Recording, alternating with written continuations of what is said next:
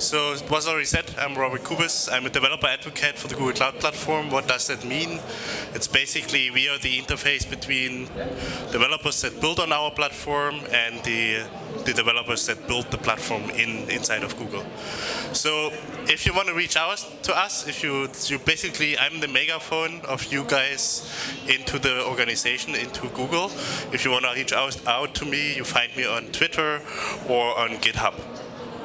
When I'm not talking about cloudy things, I'm traveling a lot and I'm taking a lot of pictures. So one of the pictures that I wanted to bring in here is a picture of me on a charity rally to Gambia. And this picture was taken in 2013 in the desert of Mauritania. And why did I put this picture in here? It's basically, you see, like there's a lot of things that you can do. If you build things on a green field, you have basically all the possibilities, right? So you look into kind of, it's more like a brown field here, not a green field, but you get the point. All right, so what are we gonna talk about today? And my clicker is not collaborating. One of the first things that I want to know is, like, from the audience, who of you is a developer here? Okay, we have a couple. CXO, business, sales. Okay, what is everybody else doing? Or is this just the arm too heavy to lift it up? Okay, I hope I can cater to everybody a little bit. I will show some live demos. There will be like some configuration files shown, which is more for the developers among you guys. But I also will talk more on a high level, why cloud and where are we going.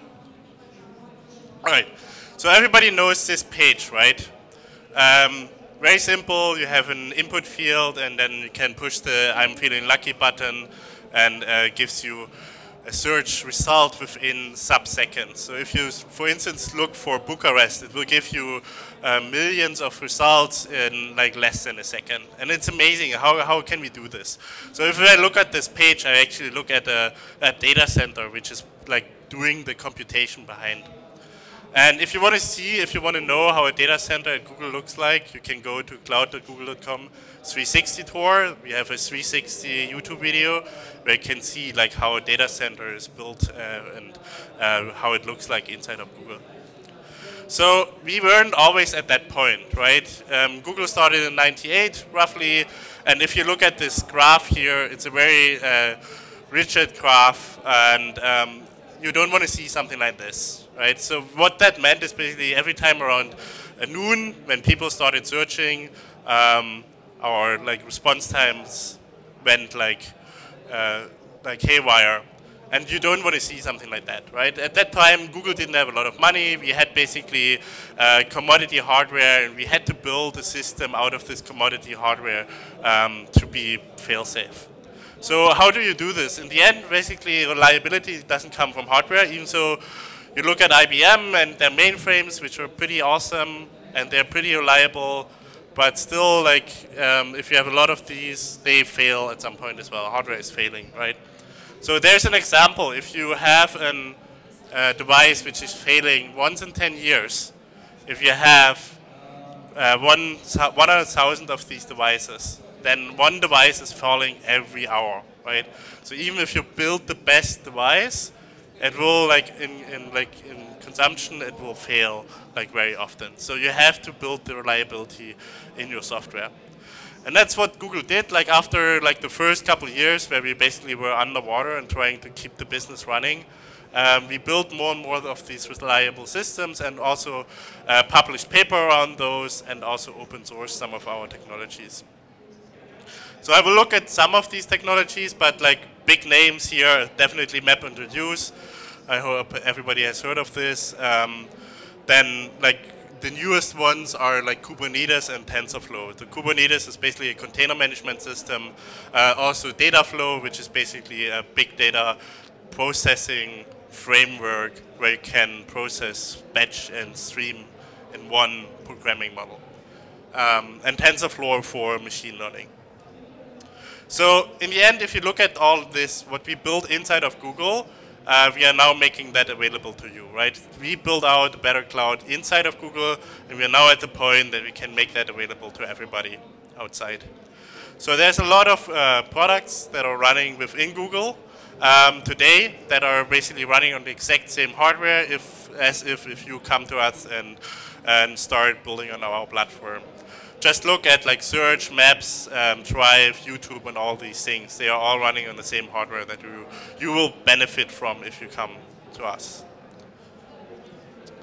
All right, so going a step back, like going through the stages, like how do we look at like cloud computing?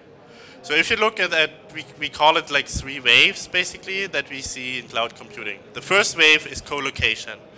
Right, so you go into a data center, basically you get power, you get internet, you get cooling, and that's basically it. You have to bring your own hardware, you have to manage your own hardware, you have to install your software, everything, right? So if something fails, you have to go there, you have to change it.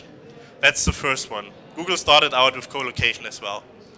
The second wave is virtualized hardware. More and more companies out there, Amazon as one of the first in the game, basically bringing infrastructure as a service, right? You get a virtual machine, you can select how many CPUs, main memory and disk and everything, and the underlying hardware is managed for you. Now the third wave of cloud is actually managed everything. Basically you don't think about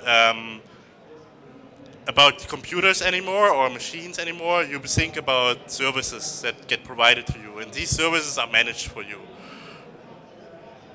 So if you look at like a couple of products that we have in our portfolio, I will go in more and more details what these are, where like we are going basically from like a lot of self-management in terms of software updates and things like that to like a completely managed systems. So why building in the cloud? So if you look at like the third wave of what we have, like if you think of like managed services, you have to think in a way that developers, as soon as developers have to do maintenance, have to do like hardware maintenance or even software maintenance, they lose a lot of very valuable cycles to develop and to innovate, right? So you basically want to take this burden away from your developers. You want to have things like that manage, that scale in a way, so that you can save on the one hand and save on time on your developers so that they can innovate, but also save in money in the end. And it gives you the basically the benefits of like efficiency and speed that comes with like a player that is that big that can build cloud infrastructure, right? So if you look at that portfolio, and that is by no means complete, but I picked like a couple of products.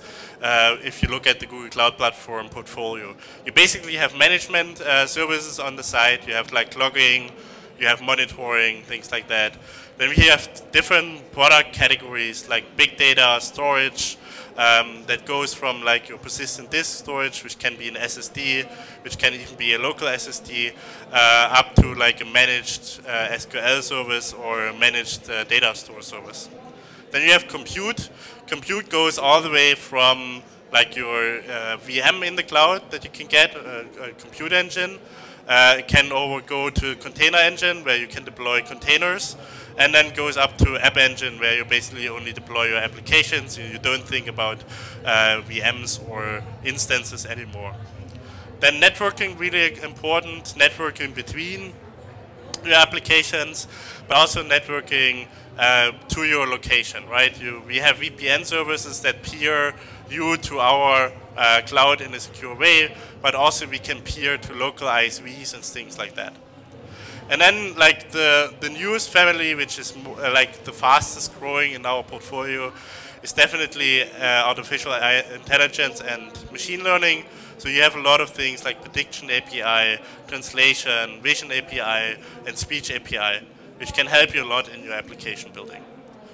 On the right side, you see a couple of things like developer tools that support you in developing the software on our cloud platform, but also tools for like mobile development.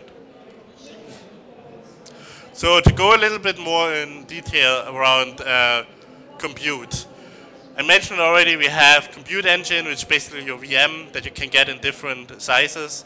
We have container engine, which is based on compute engine, but basically allows you flexibly to manage containers, and I will give a little demo about this. and also App Engine, where you basically build your application, you develop your application, you just push your application, and everything else is taken care of for you. So Compute Engine, we have that in different zones. We are in Europe, Asia, and then US, of course. All our data centers are connected with dedicated fiber lines, so they like latency is very low between our data centers. We do a sub-hour billing, which basically means you build a 10-minute minimum, but after that our machines are built on a minute basis, which can save a lot of money if you do things like batch processing. And then also we have things like preemptible VMs. Preemptible VMs is basically our buffer in data centers where we can go into, and we sell this buffer as preemptible VMs, and you get them a lot cheaper. You get them for like 30% of the price. The thing is, they run maximum of 24-hour consecutive, and they can be taken away from you at any point in time. So which basically means you want to run workloads on preemptible VMs that can be repeated or restarted. Our provisioning time of VMs is really fast. You can provision like thousands of VMs in 90 seconds. So it's really quick, and then you can basically log in or SSH into from your browser. The second thing is Kubernetes. So Kubernetes, which is basically the distribution that runs in Container Engine. We open sourced our experience and built a new system called Kubernetes around container management. We are running at Google containers for more than a decade now. And like within Google, there are more than 2 billion containers started and stopped every week. And that number is really old, so it can be already pretty much higher by now. So Kubernetes is a software system written in Go. It is really, it's basically a system written to be to manage fail-safe software. It handles failures. It runs and manages containers. It supports from bare metal to multi-cloud deployments. So you can run it on Azure. You can run it on Amazon. You of course can run it on Google Cloud Platform, but you can also run it in your own data center or even on your laptop. There are a couple of core principles around Kubernetes. One is we want to meet the developers where they are. So if you are familiar with, for instance, container like Docker, stuff like that, you package your applications in Docker containers, you can get started with Kubernetes right away. We also discourage coupling within Kubernetes, but just in general, which enables us to innovate faster in certain areas between like components of Kubernetes. Really important is Kubernetes is declarative over imperative. What does that mean? Kubernetes, basically you describe not the way from A to B, you describe how B looks like, and Kubernetes figures out how to get to B. Right? If you describe the way A to B, then it's really hard to optimize that way because you basically have to rewrite it. If you just describe B and Kubernetes defines the way, it makes it very easy, and with innovation coming in, to optimize that way how to get to B.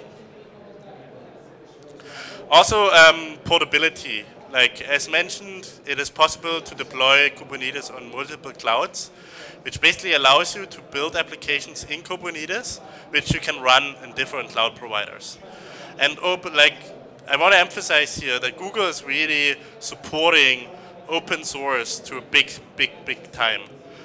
Reason is basically we are believing in an ecosystem which is where it is easy to move your applications and your your applications and your workloads between cloud providers, and you choose the cloud providers based on special functionality, basically the bleeding edge innovation, and performance and pricing.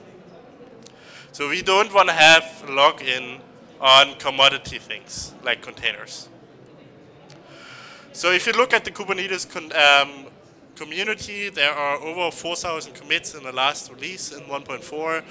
A lot of big names and companies that are contributing to Kubernetes. It's not a Google project anymore. It was given as a CDM project to the Cloud Native Foundation, Cloud Native Computing Foundation. And you see a lot of big names that are actually heads-on in that project and supporting it. So what are the core concepts in Kubernetes? The core concept is a pod, which basically, if you have a container, you package your application in a container, you can put multiple of these containers in a pod, and that pod travels among your machines. And so basically, these pods are ephemeral. They can be stopped and started at any point in time, because basically, if you do load balancing between your available resources, you want to move them around. So even though these pods have an IP address, you never speak to them directly. That's where services come into play. Services are basically your stable addressing point into your pods. They give you a stable IP, and they load balance between your pods. Next thing is replication controller. Replication controller is kind of a watchdog, which basically helps you to keep your system healthy. They will basically look all the time, are the pods running that I expect to be running? And then if something needs to be started or stopped, the replication controller will start or stop a pod. And labels are an orthogonal concept on all of these and many more. With labels, you basically attach to all of the API endpoints in Kubernetes. You can attach labels, and that allows you to select resources very easily and intuitively. So with this, I want to show a little demo what Kubernetes looks like. So, all right. So I mentioned a pod, and I want to show like how simple a pod definition is. And make it a little bigger. You see here, basically we define an API version. That's basically the backend API version from Kubernetes. We define what this configuration file is defining, or what it is describing. In this case, it's a pod. We give it some metadata. You see here labels that we give it, and then we give it like a specification. In this case, we start an Nginx container, and we just download that Nginx container from Docker Hub, and we make it available on port 80, which is TCP protocol. So this is a pod definition, and I can start that pod, and I can check if Kubernetes, if an Nginx is running on it perfectly. But as I said, like you would never talk to this pod directly, so I would actually start a service as well. And if I want to have this pod running all the time, even if Nginx crashes, then I would actually package that into a replication controller or a deployment.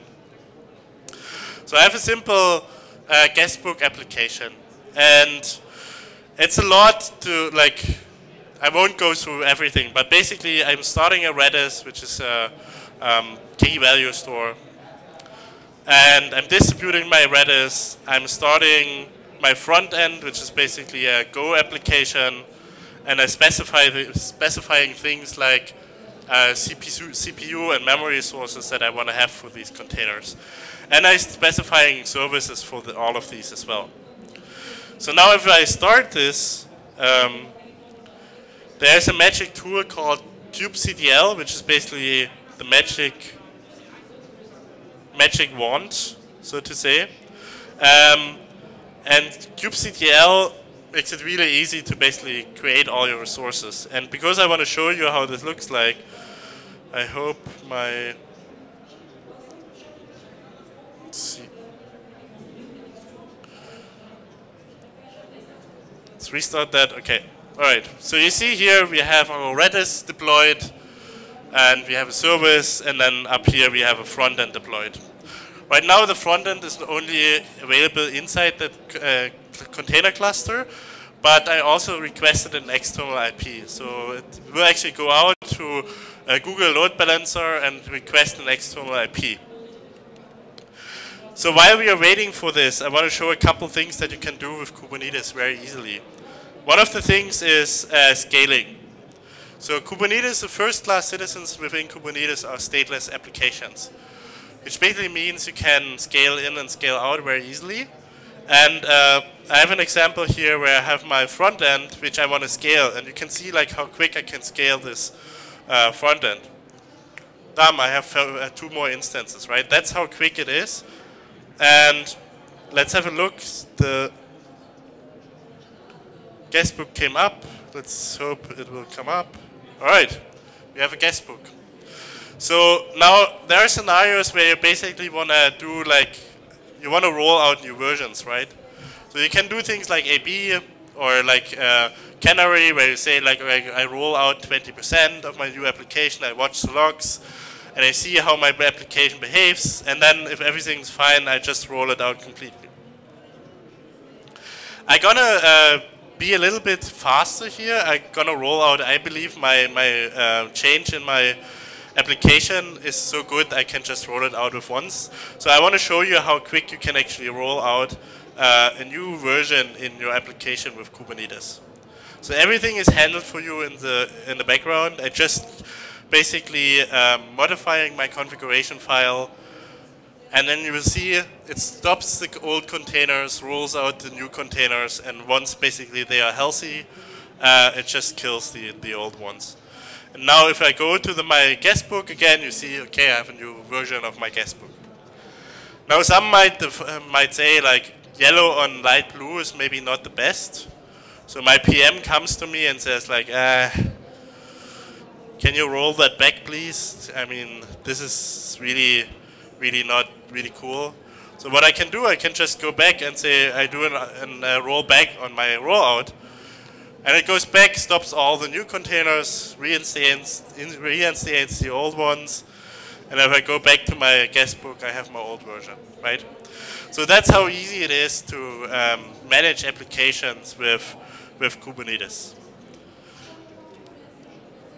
All right, the next one I want to look in. So Kubernetes gives you the ability to, you have basically almost the flexibility of a VM, with helpers that help you managing your application. Now if you go to Google App Engine, there are some things like Google App Engine supported in many languages like Java, Go, PHP, Python as the first like primary languages, and then we have also a Flex, Google App Engine Flex, which supports many more languages like Node.js and things like that. So with App Engine, like everything really is taken care of you. So in terms of scaling, like if you go to the traditional App Engine with Java, Python, and Go, you deploy your applications there, and as soon as you have more traffic on your application, it scales. And I want to show how quickly App Engine scales in a little demo. So what I have here is I have 10 machines, 10 compute engine machines, and an App Engine app. And right now I have 0 instances of my App Engine app. So it actually can scale down to 0. If you don't have any traffic, it scales down to 0. Now, if I start some load, so what I'm going to do is basically I take these 10 machines that I have there, and I start calling App Engine from all of them concurrently. And you're going to see how quickly App Engine actually scales with these. So right now I've pushed the configuration to the instances, and you see now this is how quick App Engine actually scales. So if you have like your Christmas business and you have your application on App Engine, and then suddenly everybody likes your product, you're not going to be down, right? So you basically, App Engine scales very flexibly with your demand. So you don't have to think about like how do I horizontally scale my application. This is really all taken care of. We spent many years in-house within Google how to do this, and we're basically giving this these technologies to you. All right, so if you look at App Engine, if you look at Wikipedia or a popular website, like Wikipedia has 2.6 billion requests per month roughly, and if we get the graph in line, App Engine serves about 28 billion requests per month. Right? Some of you might know who's our biggest stakeholder in App Engine. It's actually Snapchat. So Snapchat built their entire business on App Engine, and they basically outsourced the entire SRE team towards Google. Right. And there are a couple other things that are like to mention within our portfolio. One of them is our network. So we have a lot of fiber cables that are dedicated to Google, and we have over 70 points of presence around the world in 33 countries. So these are basically points where we have the lowest latency, and so we can connect to pretty much everywhere in the world. Now I showed you the load test of App Engine, how difficult is it actually to deploy an application with App Engine. And I want to show that live as well because I believe the demo got so pretty good to me today. So far everything worked. That was not intended. Alright. So I have basically a configuration file, and in this case I use Python. I have a very simple Python file that you can see here, and I'm gonna make this a little bigger. I know the color choice is maybe not the best. Apologize for that. But basically, I use a web app 2, register a request handler, and sending a JSON back, which says "Hello Bucharest." So this is all my my Python application, and then I have let's get the back. I have a configuration file which basically says what runtime, in this case Python 2.7, which API version I'm using, is it thread safe or not, and then handlers. So the handler is basically on the root. I want to have the Hello World app running. So to deploy this, I do app deploy, and that will go out. It will build basically my Python or my Java or my Go application. Nope, I don't. Of course, I have to change my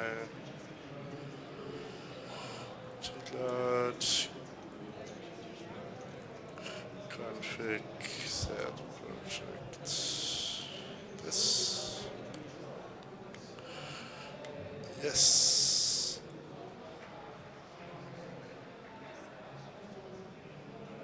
Alright, so this is basically building the application and then uploading it.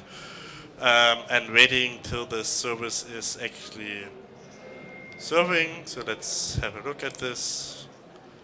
And you see here, very small, that my application is serving. Right. So this is how easy it is to deploy an App Engine app. All right.